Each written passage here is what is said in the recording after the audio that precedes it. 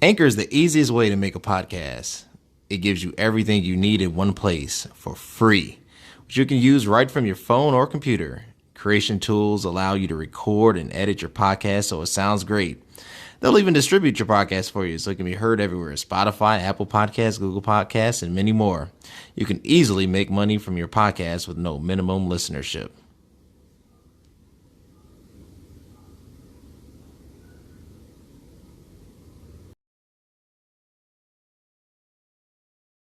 There's a hero in all of us, waiting to be unleashed. All it takes is just that one last push. Activate the hero within with CVMK Global Supplements. All natural, steroid-free, designed to enhance performance, build muscle, and increase energy. You are unstoppable. You can do this. Become your own hero at www.cvmkglobal.store. Awesome, everybody. Welcome back to another episode of It Is What It Is podcast. I'm super excited because it's a new season. With new season is new content. With new content is new heat. With new heat, it's amazing things. And I had to invite somebody amazing on the show to cover what we're going to cover today. The film review of The Harder They Fall. So I invited my man John to be back because when it comes to film, TV shows, any media production, he is the guru at this. Check his podcast out at Movieloverstvloversunite.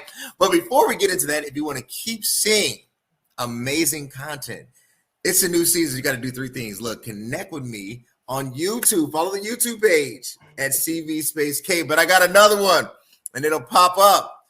Shop where all your fitness and supplement needs. I'm talking about your pre-workouts, your protein, your branched chain amino acids, your hormonal support, both for men and women at CVK Global store. You will not be disappointed. This is a signature supplement line that I really put all my sweat and tears in to help create, to transform you. Also, connect with me on Instagram at CVMK33 where it goes down.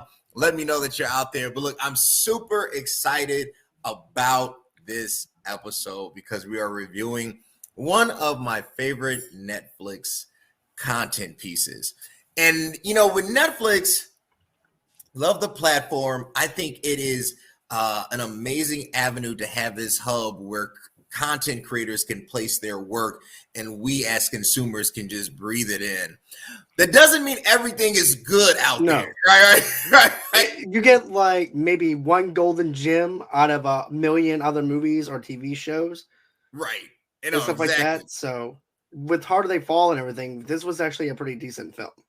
I do. And I think what made it unique, and John, you hit upon this, and I'm going to turn it over to you, is it's the first time that I can ever remember where it was a true black Westerner. Like, you know, growing up, we think of Westerners that, you know, were cinematic. Tombstone, you know, Val Kilmer, you know, like, Doc Holliday. Right. Yeah. And they're iconic, you know, but there's a lack of diversity. And then when you see this story, even though it's definitely a black Westerner, its theme is not centered necessarily around that, as it is just being on the frontier, you know, post Civil War in the West. And the acting, the action sequences, it was purely poetry in motion. What are your thoughts on it? So I liked how the very first scene actually opens up, and we're going to get into some of the other stuff though too. I like the diversity in it. We mentioned that before we even started, the diversity within the film itself and being able to see people of color being presented as wanted, as outlaws, which is something that's different. We haven't seen that before.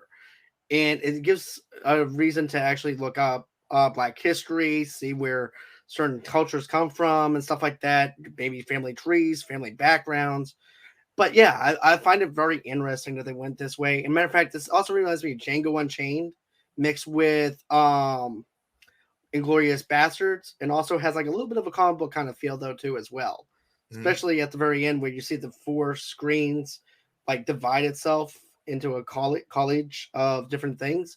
So it has that little bit of a comic book kind of feel to it, but also too, another thing too is they kept it like a modern day country western film with the soundtrack, with the songs that they used, and each song described what was going to happen in the scene or described the character that we were going to be seeing. True. That was something else that I liked. The music became a character, so that's something else. But now the Inglorious Bastards aspect I'm going to mention is this: the very first thing that you see this family gathering together, praying over dinner. You see this other person come in, riding on his horse, and the father his eyes are pretty much stuck out, like, oh crap, I'm in trouble. Mm-hmm. And we don't know the context behind it. All we know is that this guy's fearful for his life. This guy just comes in, sits down. This other guy comes in with a scorpion tattoo on it, between his index finger and his thumb, and you don't know what to think. And also, and this is where the Inglorious Bastards stuff comes in, because at the very beginning of Inglorious Bastards, you have the people from played by Chris Christopherson, I believe, and he comes in there he's interrogating them because, number one, you have Jewish people hiding underneath the floorboards and everything, and he's also drinking their milk, having a conversation. He goes, I know that you can speak English, so why don't we just skip the whole entire German thing and speak English? Because the first 10-15 minutes of them talking in Glorious Bastards is in nothing but in German, and there's subtitles, and then all of a sudden it cuts into English. With this, the family's just having enjoying their peacefulness, praying over dinner. This person invades them, and then next thing you know, it has like a first-person shooter kind of mode, where now you see the two guns being pointed, one at the son, one at the mother. Right. Then the father's begging, do not kill my wife. Do not kill him. Kill me. Take me. No, he winds up killing the wife. Then he winds up pointing the gun at the son, but then he turns it over to the father, kills the father right in front of the son. And then next thing you know, we don't see what he does to the son. All we know is that he ended up doing something to his forehead. Then It becomes a revenge plot, which to me, I wish they would have actually waited to kill the guy at the very beginning of this film and saved it for later. Because then it's like, okay, what do I do with this character now? Where's the motivation for this character? And how does he motivate and keep the movie going? Because now you don't have the revenge plot, since he already killed the person that killed his parents and was responsible for his parents. But that's what I was going into it where I first saw it. It's like, where's the motivation at? Where's his motivation at now that he's gotten some peace for himself, because he winded up killing the person that was responsible for his parents' death? But what did you think? No, I agree. I think the opening of the film definitely sets the tone for the direction, and it creates a delayed response, right? You see kind of this harmonious gathering, and it's pleasant. They're praying, they have food. You see the shotgun over the door, which is common for that time. You see the Bible there, so it's a really like homage to American frontierism. That's really what the scene is depicting. And then you see this break-in that becomes like oh my gosh, right? And then all this horrific stuff happens. You feel absolutely sorry for the wife, not knowing why she was selected to be killed. And then you see the murder of the father after they carved the little cross in the little man's forehead. And then you're like, what is this? It's a very uncomfortable. I said this, the movie, if you would have told me without looking at it that Scorsese directed it, I would have believed you. It's almost, it really wanted that kind of Scorsese, like over the top, a lot of gore. But you mentioned like Django Unchained, like it has to kind of have that dark twist to it. Right, that Tarantino flavor to it. Tarantino, yeah. It's a definitely Quentin Tarantino, Scorsese type feel. And, the next thing we're looking at is Nat Love, played by Jonathan Majors. Actually, the next thing that presides is the train stoppage. And you see Rudy. With Cherokee Bill. Yeah, Cherokee Bill. And I think that's a great place to pause, because Keith Stanson is the villain of villains. So, like, he was also Bill O'Neill in Black Panther. He always plays somebody menacing and evil and has this, like, undertone that, like, is going to come back to, like, get you.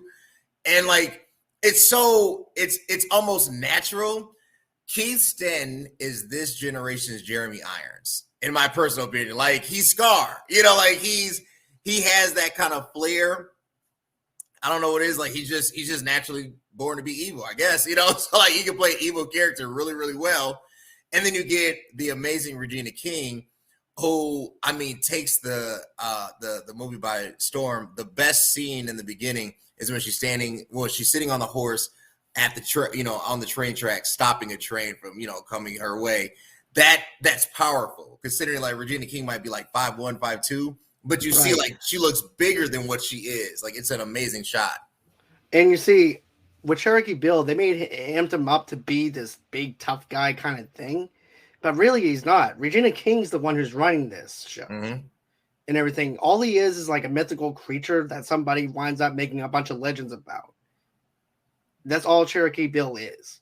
Regina King is the one that you need to be afraid of. And also, too, I like the writing when it comes down to the women of this movie because they're not the dazzle and distress. They're strong women of color where they don't take no crap from anybody. Even whenever the main character goes over to the bar and everything, and the woman who's checking the weapons, you thinking that you're going to get this big, huge, buff guy or whatever checking guns. No, you have a woman that doesn't take no crap from anybody doing security work. That is something that we never thought about seeing before. Right. But going off of the narrative with what you were saying about Regina King and the way they drove, and here's the thing. I liked Wilder. I liked Unforgiven, The Quick and the Dead, and also the Wild Wild West, the TV show, Gunsmoke. The list just goes on with country western films, right?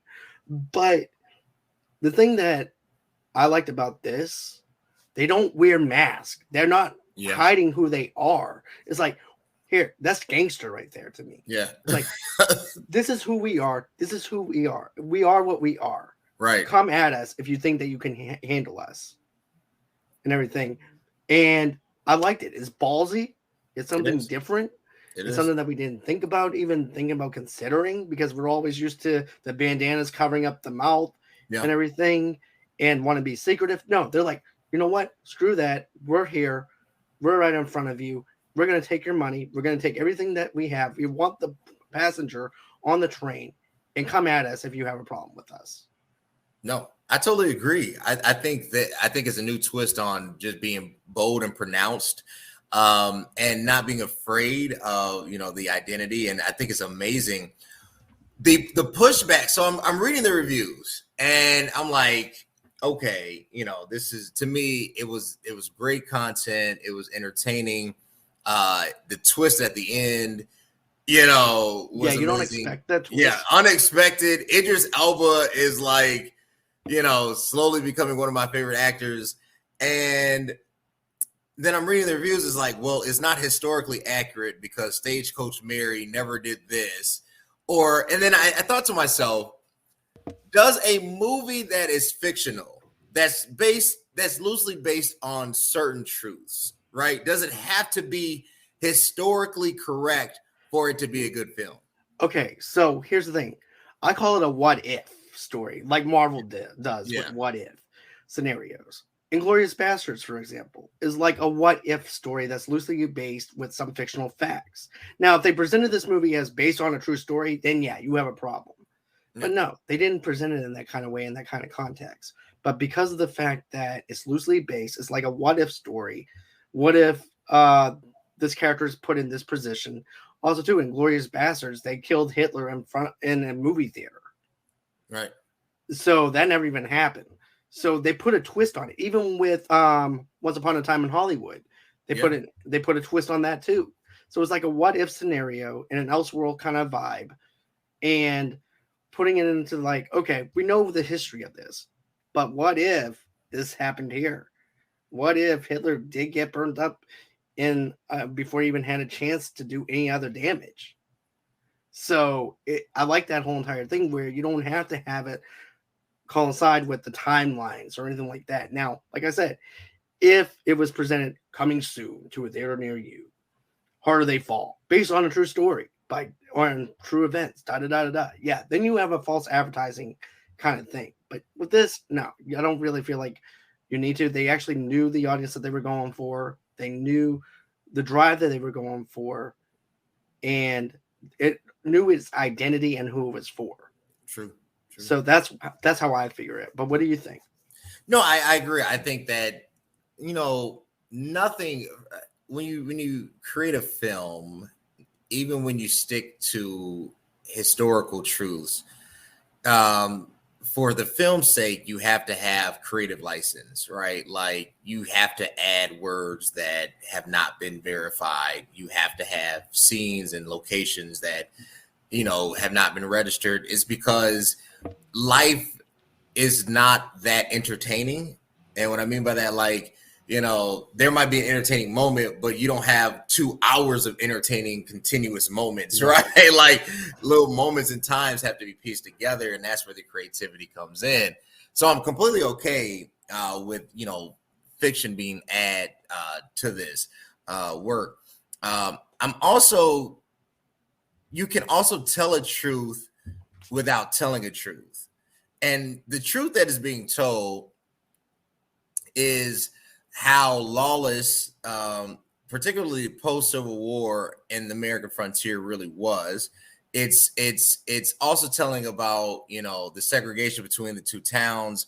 It's also telling about really an American historical context in a way that we haven't looked at it before. Well, they're telling it through the lenses of people of color rather than people that white people in general and stuff like that. So it's something different and telling in the lenses of that. And also, too, it shows the different levels of what the towns look like. Right. No, it did. And it did a great job displaying that. And I think sometimes when you have to, show a different lens, it's, how much liberty do you take, right? And they took it and yet really wrapped it in. And I really think the reason for it is because for every film to work, and this is why Hawkeye to me is struggling. For every film to work, you have to have a person to rally for or against. You have to have a hero that we can like or a villain that we can dislike. Hawkeye, the villain, is still kind of confusing on who this person really is, right? And you know what? You're not the only one that says that either. Because I was listening to other people's podcasts, and they were saying the same thing about that. Yeah. So you get Idris Elba. Rufus Buck is like evil incarnate, right? Like his dealings with everyone is just like, this can't be, right? So it's easy because you could be like, I don't like this person, therefore I'm subconsciously rooting for, Jonathan Majors or Nat Love, right? To conquer the day. And then you see, and everybody likes a good love story. So you see kind of the relationship between, Nat and Mary Fields. And to me, the one that to me like shakes the scenes, like and creates instability. And I'm hoping that they do a sequel because obviously she wasn't. If you watch the end, she wasn't killed. Is Regina King's character, Trudy Smith? Trudy, right? Like dialogue when she tells the story about her sister being bullied. Like Trudy's whole coverage, whole just persona is dynamic. Regina King stole the show. I mean, she really kind of just like stood in a class all by herself to the point that you really don't know who's leading Rufus's game, right? Like, is it really Rufus, or is it Trudy? Because Trudy's the one bailing Rufus out, rescues him from the train. Trudy's the one that's kind of like spearheading all of this. Rufus is just kind of like, he's just he's just like there for the ride, kind of. Yeah. So but also too, Rufus is dangerous whenever it's time to be dangerous. Yeah. When he takes over that town and ransacks that town and kicks the sheriff out and also knocks his gold teeth out with his pistol, whips him with his gun, and then tells the kid, hey, pick this up. You got gold. Yeah. That showed me how dangerous this guy actually is. Now, when Trudy comes in and everything too, she also knows when to come in and take over and also knows when to give Rufus some time to handle things on his own too. So they know where they're at because they've been together for a long time. So they know, okay, Rufus can handle this right here. So I'm going to let him handle this. I'm going to handle something else. And I like the back and forth on the balance of that. Then also, too, like I mentioned, too, Rudy's, telling the story and stuff like that. The monologue with it was very good. You can actually see it in her eyes and stuff like that, too, that she's been there. She's been there before. She knows what she's talking about. And that's how you know that she was dialed into that character. But also, too, when it comes down to Idris Elba, I love Idris Elba as an actor. I think he's a phenomenal actor. I think he should be James Bond, to be honest with you. Yeah, but after Daniel Craig, yeah. Right. But this dude is built. This guy is huge. This guy is overtowering and taking over a town. Yeah. That goes to show you how dangerous he is. Now, as for the love story aspect and everything, I felt like it was kind of forced. They were trying to force it. It's like Hot and Cold by Perry Carey, if you think about it, Katy Perry, where it's like, okay, is this girl really into him or she's not into him? Kind of thing. 1 minute she is, 1 minute she's not. She's like fighting her feelings for it. I'm like, okay, girl, look, if you're into the dude, you're into the dude. I'm done with this love story plot. Give me some meat to digest to tell me, okay, you're into this guy. Date him. Do whatever you want with him. I don't care. Just show me some closure with that. But they never did. It was like very forced. In my That's opinion. true. No, it wasn't organic.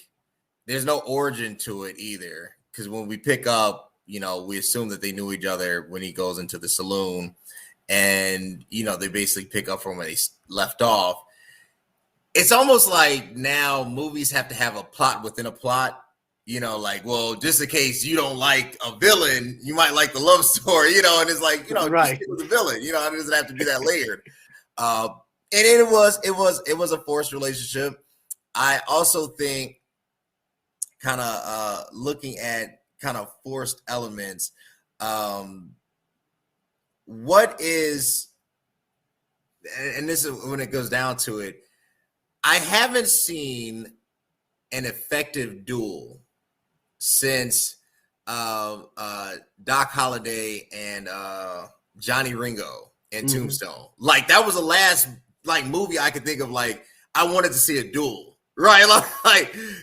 And even though I hated what Cherokee Bill did to Jim Beckworth, because Jim would have got him, but it made you like slow in. And I think something that is missing from movies now, and which I'm glad that they kind of revisited, was the art of dialogue. Because before the duel that Jim got killed, when they first came into town, and he was like, "I can duel you right now." Right. And like literally like Cherokee walks away like, no. It's that because literally I was like, oh my God, like it's gonna happen right now. Like that type of suspense via dialogue is a lost art. It is. It definitely is, because you can do a lot with dialogue and have the arc there, but then you can also slow that arc down. It's like, we're not gonna fight today, we're not gonna duel today, and just simmer it down just a little bit. And little sizzle a little marinate a little, and then go back to it later on. And I like that, though. You rise the tension, and then you slowly build it back down again to savor the flavor for later on. True. And I like that. There's another thing that I mentioned, though, too, on Tamika's channel, but it's all about with the set pieces. I didn't really feel like the stores were actually the stores. I felt like it was like a cutout, and it didn't actually identified as the West to me. It felt like, here's the front of the store, and the back is like Looney Tunes, where there's like nothing else there. But I was thinking, okay, maybe if it's segregation, it makes sense for it not to look the way it needs to look and stuff like that. So that part, to me now, I have a little bit more of a different outlook, a different approach with it. Yeah. Where I'm like, okay, maybe this is part of the segregation that we mentioned. Maybe in their setting, it doesn't look like the way it looks in the white part of the town and everything. So that is what I took out of that part. Because some people were like, "Oh, I don't like the set pieces." Da da da da da. I'm like, so I'm thinking to myself, what didn't you like about the set pieces? Because that's what I do. You know me. If I don't like something, I always tried to think to myself, what didn't I like about it? What made me not like that? And if it makes me think, and then I go back to it, I'm like, okay, now I know why I didn't like this and everything. And I don't just pick at it just for the sake of picking at it. It's because I have a legit reason. I always try to explain my legit reasons. Right. But there's one little thing about Jazzy Beats' thing that I don't like. Okay. Was the fact we're gonna act like that she's not part of our crew, but you have Idris Elba's character who already knows that Jazzy Beats is already part of that crew. So she's gonna try and act like she's gonna make a business deal or some type of deal with him. I'm like, are you that stupid? You know, this is a small town. It's not like it's a bunch of people around. It's like, it's just a rumor. You know, it's fine. She's not really with him. You know, it's like they had the veil over their eyes trying to fool him. And I'm like, nah, this guy's not going to go for that. And it made us feel like, as an audience, as if we're stupid to believe that she won't get caught like that. You know, in order for them to do it the right way, Jazzy Beats needed to be separated for them for at least 3 or 4 days, come into town dirty and just being messy with her, looking like she got into a tug of war match with the people that she was going for, and say, hey, look, I'm worn out from walking all this way. I want to make a deal with you. I want to join your crew because I got into a fight and a tussle with that crew because over a disagreement that I didn't have. And that's how you do it. The way they did is like pretty much best value way of writing. It's like, okay, I'm just going to go right into town and they're not going to even recognize the fact I was with this crew. But it was. No, honestly, they did not. I think with her character, it was like, how do we connect Zazzy back? How do we connect Mary Fields back to the original plot? You know, it's like a moving variable. And so since they couldn't figure how to write her in correctly, therefore she became the damsel in distress. And it was like a default move. Yep. It was almost like in one revision of the script, she's a damsel in distress. In another revision, she's the one that's like saving everybody. And it's like they were tied between like, which one do we go with, right? Definitely probably should have rethought how she enters into town, how she's perceived. She could have still been kidnapped, still been found out about. That's, I think, fine because the showdown between her and Trudy had to happen. But, yeah, the Trudy stuff was great. Yeah, right. But looking back now, like, I'm not saying like I would have had more sympathy, but like, you know, Trudy knew. Like, it's just weird. Like, I kind of wrote her off. I was like, okay, in your head, you're like, okay, this character isn't gonna make it, right? Like, you know, and I kind of wrote her off like, yeah, Mary Fields is gonna make it, you know. So, but you know, ended up, you know, obviously the love interest prevailed, saves, you know, Nat saves his love interest, and they ride off into the sunset without really any explanation. And this is where the twist comes. I have never seen a Western have a twist like that. And me either, because it's pretty much cut and dry. Yeah. It's like, here's your villain. The villain's doing evil stuff. We're going to take him down. And that's it. The plot twist is just unbelievable. I didn't even see that coming. Same.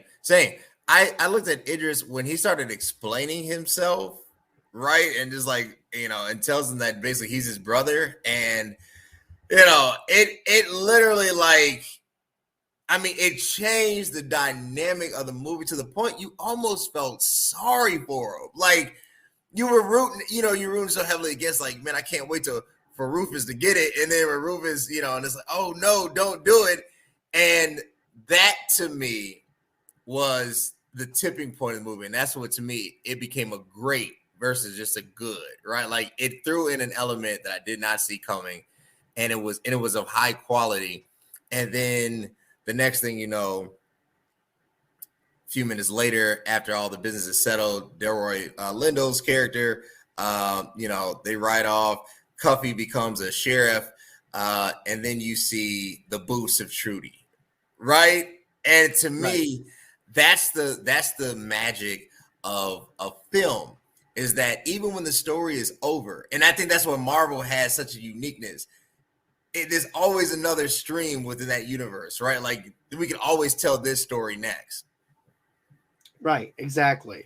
And I want to see more of Trudy's story, to be honest with you. I want to know what made her be so tough at the age that she's in, and what got her on this level of where she wants to run with this crew. Mm-hmm. And to be honest with you, this made me want to play Red Dead Redemption. Because I had the game, I read Red Dead Redemption Part 2, and I'm like, I want to play this, but I'm like, I don't know, I'm going to be hooked into this. But if a movie can draw you in and be like, you know what, I want to play this game because it resembles a movie that I saw, you have something. If it sticks with you within 2 weeks and you're still going through the motives and the emotions of a movie, it has you. That's true. No, I agree. I think a origin story, like if they did a prequel with just Regina King, honestly that would probably be like better. And like, because she's carrying, like, Regina King really did stand out, and I totally agree. It makes you want to revisit and look at, even from like the set design, because I was thinking of like even Back to the Future 3, and obviously that's not a Western, but they went back in time to the Wild Wild West, and some of the elements that are traditional within a Western. You always have a saloon, you always have a blacksmith, you always have a funeral director. There's like always 3 characters you're always going to find in any Western, right? But exactly. Yeah, but like with this one, you really did not have the traditional elements of a Western and of a Western set. And it was a town, it was a free town that was basically independent, and it was because the whole argument was this is going to become U.S. soil, and then we'd have to move, right? So talk about looping in an historical significance right there. But it, to me, captured enough of truth and a ball of entertainment, and just produced, to me, a high quality product. And, yes, definitely. And that's why The Harder They Fall is out. Right. And going on the narrative of what you said about the traditional stuff, like the preacher, somebody's always going to bury somebody. Pretty much, if you die on the streets, you're dead. There's no one coming over there to claim your body. There's no one there burying you. There's no one giving you a funeral. There's nothing. Pretty much the buzzards are going to go over there and eat your body and everything. And to me, I think this is also another thing with like we were talking about the difference between white people and black people in those days. I believe maybe they didn't have a preacher. Maybe they didn't have a funeral. Maybe they didn't have ways of the same way that the white neighborhoods down over the Wild West had. Sure. Maybe that's how they had to deal with it those times, at a different standpoint and a different lenses as well.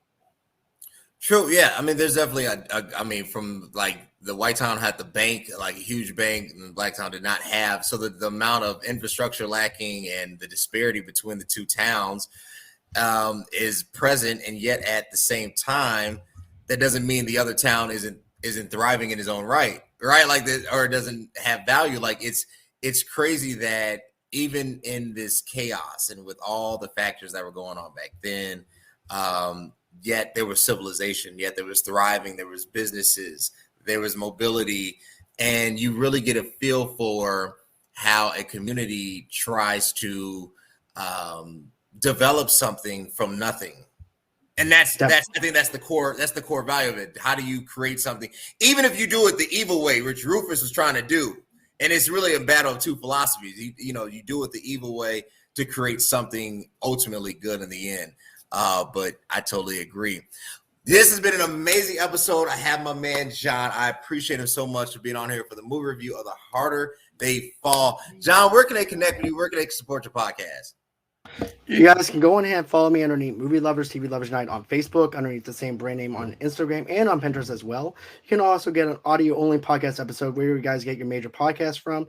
I'm on all platforms. Of course, you guys can go on ahead, go down to Good Pods. It's like social media for podcasters, or if you're someone that likes listening to podcasts, go on ahead and check out Good Pods. Rate us, tell us what you think. Vernon is on there, I'm on there.